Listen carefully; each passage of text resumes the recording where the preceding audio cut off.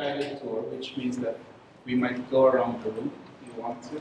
So we can, because I like to point out certain photographs and explain the context behind them, because some of them may not be seen initially as being part of the theme of the exhibit, which is weighing Philippine martial law 1972 to 1986, which is the time when the Marcos dictatorship, the military rule, was really very heavy.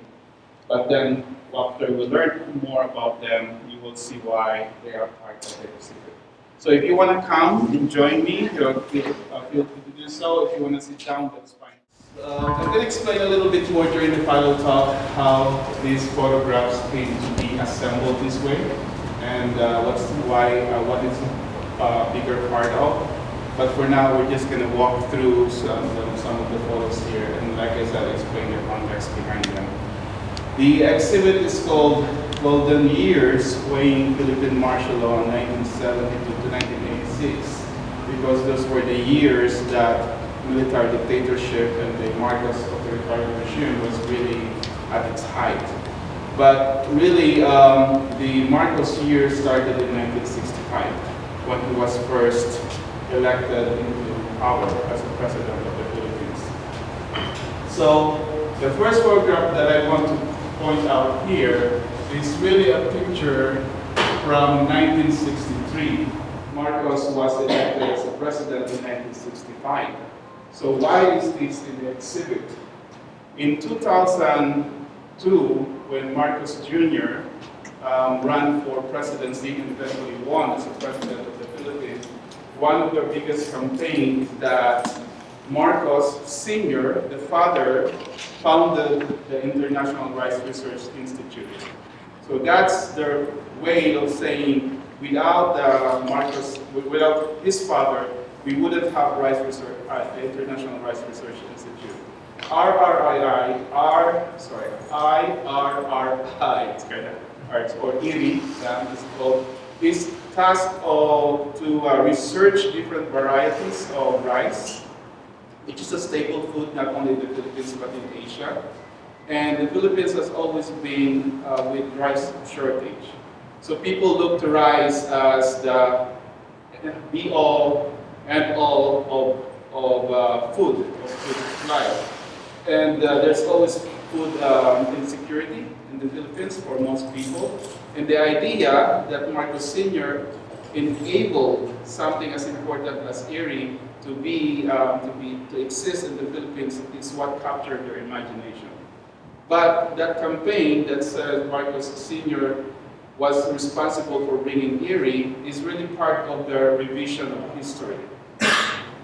The photograph itself shows us that even before they came in power, IRI was already in the Philippines. It has its own mission, and it has nothing to do with the Philippine government, even though it is in the Philippines as its location. Feel free, by the way, to ask me any question, to raise your hand if you need further clarification. So the next photograph that I want to point out is this photograph from 1965 of a farmer with his 3 kids. The initial caption, by the way, all the captions that you will see accompanying the photographs are the original captions that accompanied the photos when they were published in US newspapers. And all these photos are original vintage prints from the archives of the US newspapers. When the US newspapers decided to digitize their collection, they sold the original prints to the public. And some of them went to eBay, some to auction houses, to resale houses, thrift houses. And over the last 20 years, I started collecting them, not knowing that one day they're all going to be shown to the public such as they are. So all the captions that we use for the photograph are the original caption that accompanied them in the newspapers to tell you that there was no editorializing from the part of the creation. There was no commentary. They came as they accompanied the photograph. So that photo of the farmer with his 2 sons says that in the street, this is 1965, Industry is developing fast in the Philippines, but the population increases at a higher rate, and 60% of the people are farmers. The average income is $131 a year. Let me see if I have that number here to what it is now. I don't have the equivalent to that now. $131 a year. Sharecropper Santiago Polo, seen here with 5-year-old twin sons, earns about $400 a year. But half of the crop goes to an absentee landlord. So a lot of farmers in the Philippines really don't own the land that they till. They are with their hacienderos, or they lease them from the owners of the land. Polo is seen here at his home, 30 miles from Manila. In front of him are his plow, rope, and bolo. So in 1965, as you can see, farming is still very manual. There's no machinery. Even now many farmers still use water buffaloes and wood and iron plow to till their land, which is a very tedious, very hard work for them to do.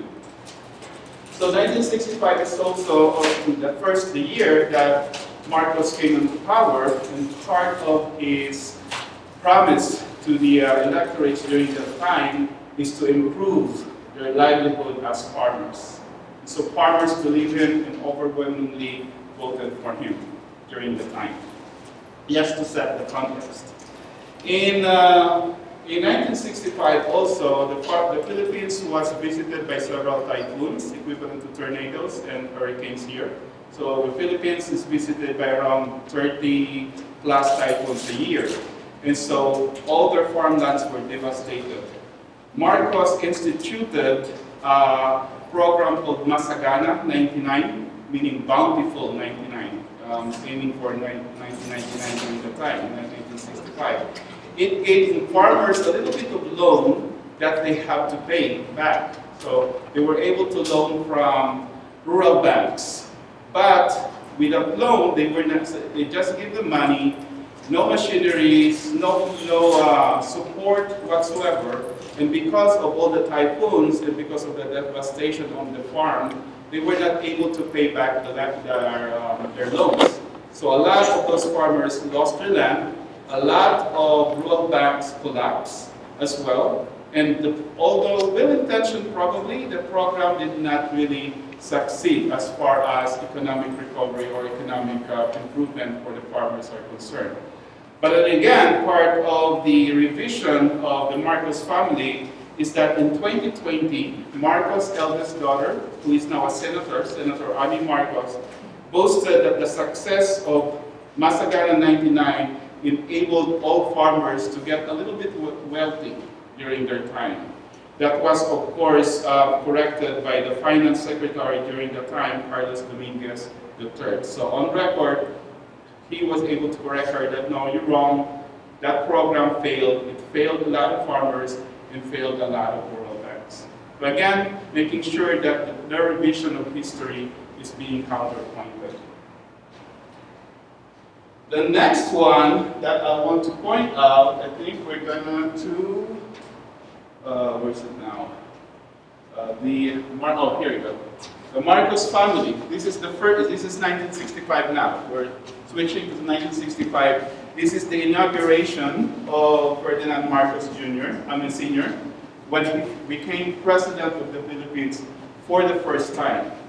When he became president in 1965, the Philippines back then was under a constitution that was promulgated by the Americans, or during the American colonial period in 1935. 35, yes. So that constitution back then in 1965 was patterned after the US Constitution. The president is allowed only, or was allowed only 2 terms of 4 years each. So that means that when Marcos was elected in 1965, his first year would have ended in 1969. In 1969, they have an election again, and Marcos won his second and his last term. So being elected for a second term in 1969, his second term would have ended in 1973. What happened in 1972? He declared martial law. And this is why it became very important. Like laws can change, laws of the land can change, even fundamental laws like the Constitution can change if the people in power and everybody in power will not do anything about it. In the Philippines in 1965, again the Constitution is patterned after the US, which means that there is separation of the executive, the legislative, and the judiciary. So each have their own function, counterpointing each other, what we call the check and balance, checking and balancing each other. In 1972, when Marcos declared martial law, not only did he suspend the writ of habeas corpus, the ability of people who are abducted to be shown, or be known in public, but he also dissolved the Congress. And lastly, he mandated to have a new constitution drafted. So allowing him to not have a re-election the following 1974 and to continue his reign until 1986, reigning for 20 years. That's how it slowly happened. What we call in the US as moving the goalpost. He's adjusted things little by little until that whole right, the whole freedom, the whole check and balance, the structure of the government changed and everything changed. So following this, the next one that I would like to highlight here, it comes from 1970. By the way, you will see the date of the photographs here when you come to look at them yourself closely. The dates are listed here. So this is from 1970, and it says here that this poor family lives in Manila's poverty section, which, with church grounds, is used by the entire family to beg for handouts. So this is already 1970, 5 years after his election to power, right? As estimated, 80% of the country's population belongs to the poverty sector. A massive program is being conducted in the Philippines, a Roman Catholic nation, inquiring into the problems of family planning and introducing sex education to the schools. I was born in 1970, but when I was in grade school, 1977, 78, 79, and when I was 11 years old, we were introduced to the concepts of family planning as early as that. Because there's a lot of, even back then, even now, there was a lot of teenage pregnancy in the Philippines. So I'm going to talk about it a little bit more, but the words like IUD, words like vasectomy, tubal ligation, they entered the vocabulary of the Philippines for the first time. Because Imelda Marcos was bent on population control, especially of the poorer segment of the population. So again, 5 years into his presidency with his promise of economic improvement for the poor, it seems like nothing really was happening. The next one that I want to show you, and you will see that they are very similar in nature, are these photographs here. And a lot of photographs of policemen attacking, abducting students, laborers, demonstrators. These are all from 1970. The first 3 months of 1970, January, February, March, were known as turbulent years of protests and demonstrations in Philippine society, especially in urban areas. They were known as the first quarter storm. It was a term coined by a Filipino writer, Nick Joaquin, because it was a stormy period for the laborers, urban workers, urban poor, and the students. It was a period of civil unrest, which included a series of demonstrations against the Marcos administrations. These actions were organized by students and supported by workers, peasants, and members of the urban poor. Protesters often raised issues relating to social problems, authoritarianism, alleged election cheating and corruption under Marcos. The next one then that I want to highlight is we're gonna jump in time, and to this day, I don't know if you can see it, let me move this probably a little bit,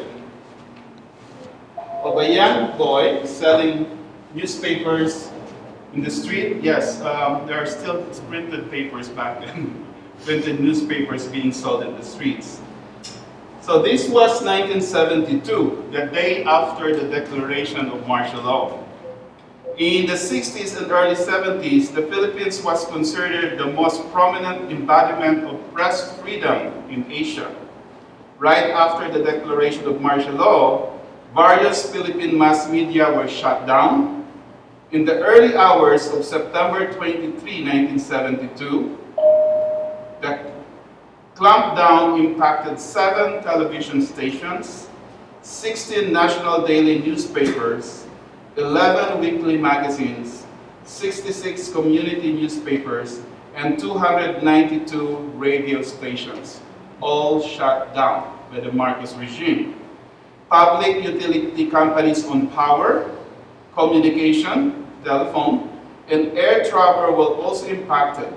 The most prominent television and newspaper reporters, publishers, columnists, and media owners were among the first 400 people jailed in the first hours of martial law. More got caught in Marcos' dragnet in later years. Only one newspaper owned by Marcos cronies, such as Roberto Benedicto, were allowed to publish in the immediate aftermath of the declaration. Media companies taken over by Marcos, close associates became the dominant media outlets, eventually becoming referred to as the crony press. So what we have here is the Sunday Express, which is the Sunday edition of the Daily Express, the only newspaper that were allowed to publish the day after the declaration of martial law. And so this headline that says, FM, that's Ferdinand Marcos, declares martial law, is, that headline is only shown in that newspaper, and it's the only newspaper that was being sold during the time in the Philippines. I have a question. Sure. So with all of this media being shut down, how did people in the Philippines know, or could they have ever known what was going on as it was happening, or how much of a delay did people have in knowing what was going on in the country? They did not. For a long time, they did not. So slowly and slowly, there were underground newspapers. So a lot of the crony newspapers that were eventually allowed publication, were heavily censored and were not allowed to publish anything that were critical of the Marcoses. But eventually, people found their way to create new underground newspapers. Also in 1981, when Pope John Paul, and we're going to talk about it later in the picture, in 1981, when Pope John Paul was supposed to visit the Philippines, his first condition was to ensure that martial law was lifted. So Marcos officially lifted martial law, even though the following years, from 1981 to 1986, it was still the de facto policy of the government, but officially it was lifted. So at that time, he allowed more newspapers just to showcase to the world that, hey, we're a free country. So they allowed these newspapers to start publishing, and they become a little bit more critical of Marcos. So papers like Philippine Inquirer, Mr. and Miss, all those things came into being and started publishing little by little what the facts that are happening during the Marcos years. So right after the declaration of martial law, you can see here, there were policemen and military men on the streets of Manila in big cities such as Cebu, Baguio, Davao, patrolling and checking the public utility vehicles, jeepneys, buses, and even private vehicles, checking everybody during the time. So as you can see here, the photograph, the caption here says, a Philippine soldier with carbine slung over his shoulder halts a jeep and questions its occupants on Manila's main boulevard Saturday after Philippine President Ferdinand Marcos imposed martial law. Sunday, Marcos said he is planning a general reorganization of his government and that his martial law decree would mean social reforms to improve conditions for the poor. So again, his term of reorganizing the government is just his way of saying, I'm going to get rid of the Congress, I'm going to create a new Congress, and I'm going to rebuild a new constitution for you. So several orders followed after Marcos imposed martial law, and they were on the same day. They were called General Orders number 1, 2, 3, 4. The first one proclaims that Marcos Sr. shall govern the nation and direct the operation of the entire government, including all its agencies and instrumentalities. So everything consolidated under him. General Order number 2, on the same day, said that orders that the Secretary of the National Defense to arrest or cause the arrest and take into custody around 400 individuals, the one that I mentioned earlier. General Order number 3, broad and vague restrictions, public conduct by government officials, including criticism against the government. So no public official should be able to make any critical comment about Marcos and about his administration. General Order number 4 is the imposition of curfew. People outside their homes from 12 midnight to 4 a.m. will be summarily arrested and held in the nearest military camp overnight. If the military finds valid and compelling reason for further detention, violators will be transferred to the nearest prison camp. And lastly, General Order number 5 on the same day, prohibition of mass assemblies, you cannot congregate in public, rallies and strikes, arrests and taking into custody those who will violate the order. The rule of thumb back then, I think, was 10 people. Not more than 10 people can congregate in public at any point, day or night. Right? So that would mean more than 10 people would mean that you are having a mass assembly and you could all be summarily arrested and put in prison. So no more chismes, no more people gossiping in the corners. If you're going to chismes, you can only do it 3 at a time. Let's look for some more photographs here. I think we're going to switch to the other side now. I'm hunting for a photograph of a security guard on a motorbike. Anybody see that? A motorbike. Where is that? Okay, let's find an Easter egg. Oh, there you go. Sorry. Oh, okay. Sorry, you have to come back here. So this is a picture of a security guard on a motorbike. It sounds so benign, no? It looks so innocent. Why is this part of an exhibit on martial law? So this is why we have to read the subtext sometimes of the caption. And by the way, if you want to sit down, please do so. We have some time here to talk about. I do recognize that standing up may be a little bit hard for somebody. So let's the caption of this photograph says, "A private guard patrols Dasmariñas village in the Manila suburb of Makati." Does anyone know Dasmariñas or know of Dasmariñas village? Forbes Park? I think I've driven or with my family we've gone through and I thought you say I used to live there. It's one of those what they call gated communities. It's really the home of the 10%, the upper 10% of the Philippine society, what we call the Alta Sociedad, high society. So big houses. That's also where American and European expats live, and a lot of diplomats live. So you have to go through 2 or 3 guard houses before you can actually go and visit your friend if your friend happened to live there. So this was 1972. 1972, like I said, will be the last 2 years before before Marcos' last term. And also in 1972, it's already, 7 years into his presidency. Remember that he became president with the promise of improving the economic condition of many people. So let's read out the caption. It says here, a private guard patrols Las Marinas village in the Manila suburb of Makati. This is one of Makati's 7 millionaires' villages and has 820 luxurious homes protected by 48 uniformed guards.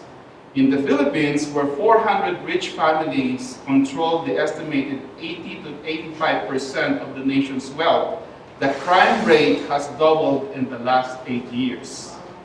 So 8 years. So in 8 years, that would be 1962. That would include 1962. So Marcos was elected into power in 1965, right? So this means that this photo was already taken, or was taken into Marcos' 5th year as president. Although the image itself seemed benign, the caption revealed the alarming fact that crime rate doubled during Marcos' initial years. One of the reasons that Marcos used to justify his declaration of martial law is that he said because of the increasing crime rate, of the violence, the hellhole that is happening on the streets of Manila. Don't these words sound familiar? Yeah. So because of the war zone that is happening in Manila. So that's what it is. But poverty continues to be a big problem, with majority of the nation's wealth being masked by a tiny minority of ultra-rich families. So if we're going to look at this and compare it with that family, the picture of that family in the churchyard, that says an estimated 80% of the country's populations belong to the poverty sector, we can conclude that nothing really happened during those first 8 years, and it only got worsened. And not only that poverty got worse, but also the crime rate got worse. So all those things are really just, when Marcos said that they were really the golden years of the Philippine history, we know after reading this that it was really an illusion that we want to build. One thing that I want to highlight also is this photograph here. The caption reads, guerrilla members of the Bangsamoro Army stand together during a patrol somewhere in Mindanao. So this was 1973. The Muslim rebellion to secede from the Philippines is led by an elite corps of articulate, well-educated young men, some of them trained in Libya. But most of the fighters are ill-educated sons of farmers and fishermen. The relationship of the Marcos family with the Muslim population of the Philippines has always been problematic from the start.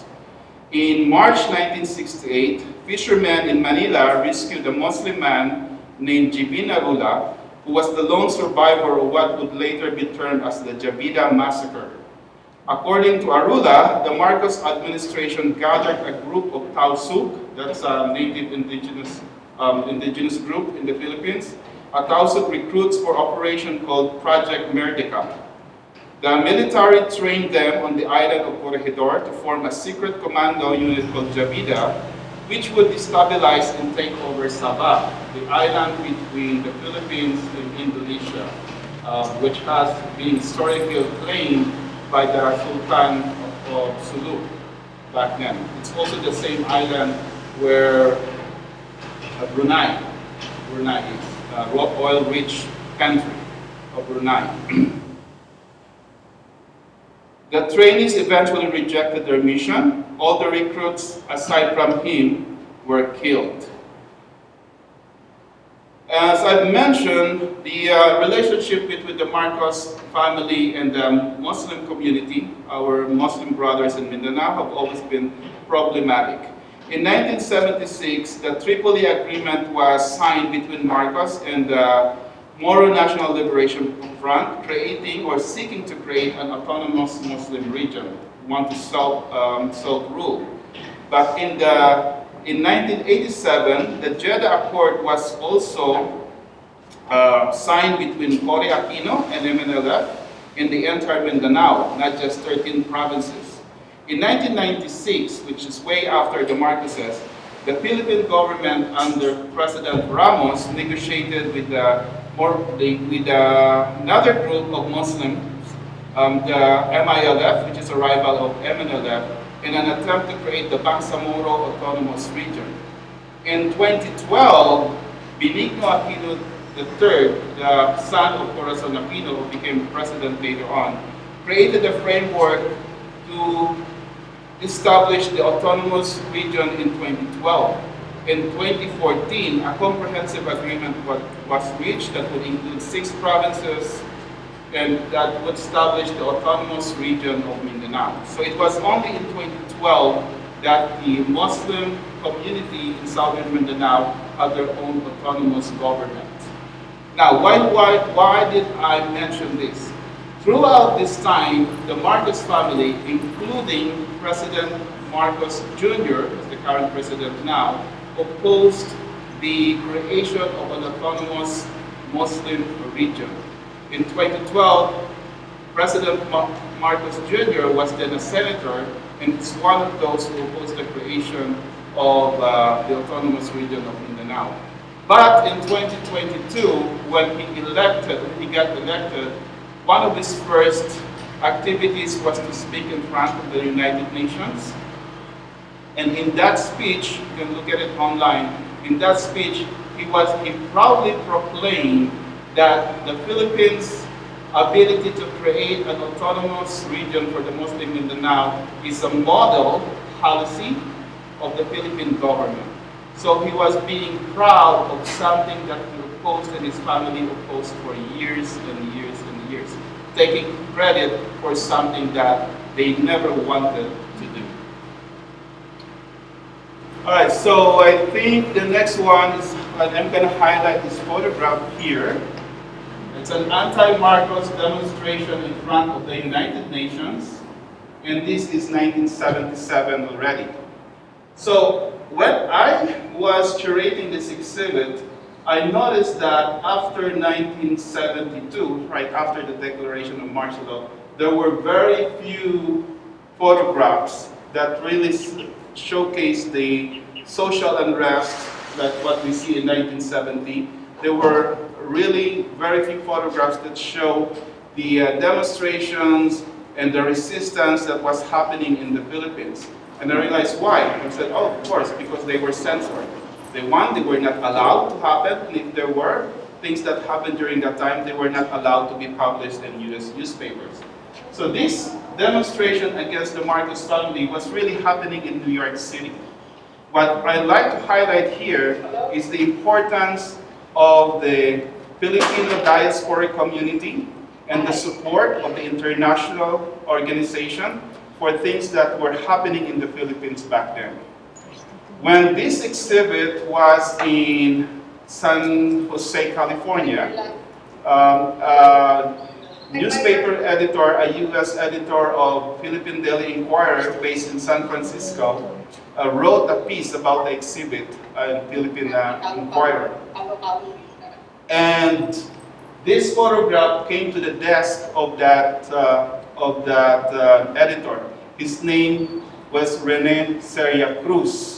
So for a long time, he was the US editor for US events that were of activities that are being published in Philippine Daily Inquirer back in the Philippines.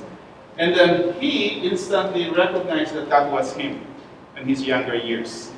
So it's just amazing how this exhibit came to come in full circle with some of the people that were featured in it.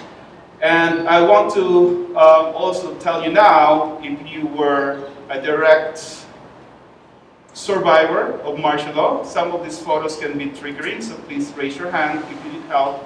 We have experience in some venues of people breaking down because they saw people that they recognize, and because they have seen themselves in some of the photographs here, or they were reminded of the things that they have gone through. So please raise your hand, make sure that you tell us, we're here to help you. We don't want this to be too traumatic for you. All right, let me highlight a couple more here. Oh, this one. As I mentioned, in 1981, Pope John Paul II wanted to visit the Philippines. Imelda Marcos has this mania for glamour, including glamour of religion. Right? So she prided herself that the first Filipino saint became a saint under their government, Lorenzo Ruiz. And so um, she has this notion that heads of state, including heads of churches, would come and greet her and be her body.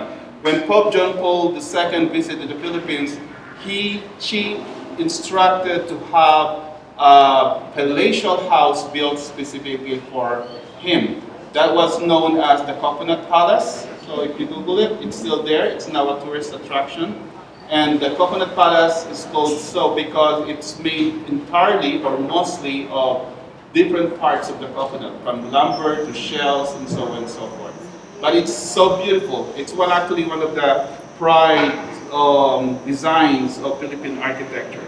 However, Pope John Paul II refused to stay in that palace and instead decided to stay in a small seminary right next to the squatter area or to the slum area of Manila. At any rate, Pope John Paul II wanted to visit the Philippines, and his condition was for martial law to be lifted before he could go there. And in his speech, he mentioned that, so let me just read it, the caption here. President Ferdinand E. Marcos of the Philippines gestures towards his guest, Pope John Paul II, at the Malacanang, the Presidential Palace, February 17. The Pope, who arrived February 17 for a 6-day visit to the Philippines, delivered a homily on human rights, as Marcos, who ended more than 8 years of martial law a month ago, sat beside him. The Pope's message back then will include the line that says, even in exceptional situations that may at times arise, one can never justify any violation of the fundamental dignity of the human person or of the basic rights that safeguard that dignity, the Pope declared. The Philippine Catholic Church, for all its misgivings and for all its failings, was very active in the fight against the Marcos administration because of its human rights abuses and because of its support for human dignity. How good are we with time, Myra? We're running a little late. We're running a little bit. So I'm just going to end it here. And the reason why this exhibit also came into being, because when I was in college, I was a volunteer of the Task Force Detainees of the Philippines. The Task Force Detainees of the Philippines was founded by heads of the, and I think, is Father Ben already online? Not yet. Father Ben? Oh, not yet. Okay, so the Task Force Detainees of the Philippines was founded by heads of the major religious superiors in the Philippines. That means all the major Catholic congregations, their superiors, their mother superiors, their head priests, they gathered together and created a non-government, non-profit organization called Task Force Detainees of the Philippines that first gave themselves the mandate of visiting political prisoners, documenting their situation, and giving them economic and legal aid. Eventually, that organization expanded its mission into investigating military abuses, rape, torture, small villages and in the countryside being massacred because they were suspected of being sympathizers of rebels and communists. So, like I said, the Catholic Church, for all its misgivings, have always been very active in fighting human rights abusers. The same way that what the current Pope is doing right now.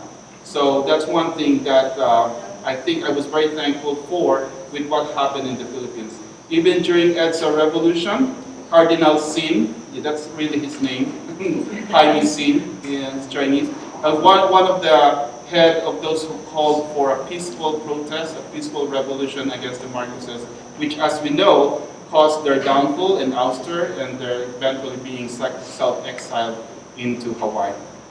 So anyway, that's the time that we have right now. I'm sure we're going to listen to some more stories from people who survived martial law and those who actively fought against them. And then I hope that you have some information, some more context about the photographs here, and I'll be happy to discuss with you some more and answer some